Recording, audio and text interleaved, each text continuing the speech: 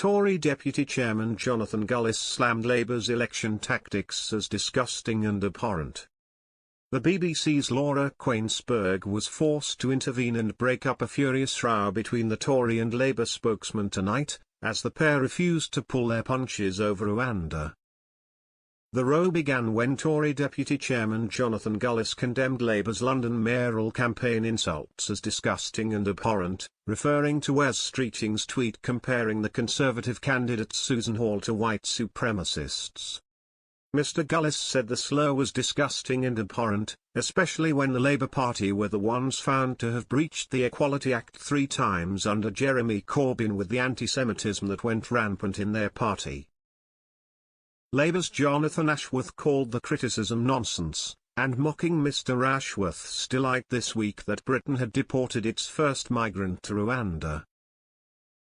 Mr Ashworth pointed to over 700 migrants crossing the channel this Thursday, but Mr Gullis shot back, "Well, what's your deterrent?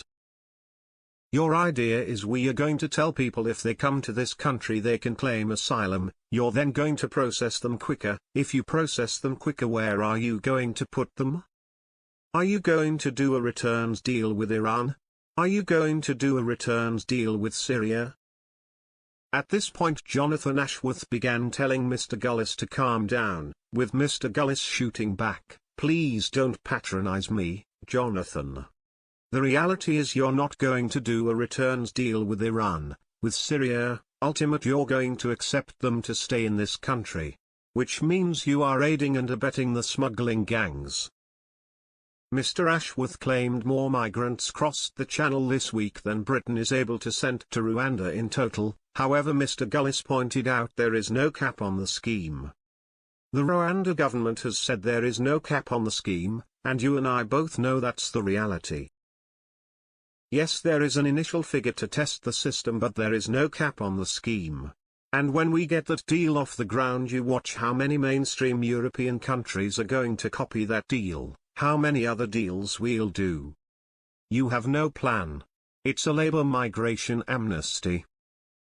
Ms Kuenssberg had to intervene to cut off the pair's scrap, demanding, "Jonathan and Jonathan, Jonathan and Jonathan. Political debate is good to be passionate, but we also want to be able to hear what you're both saying."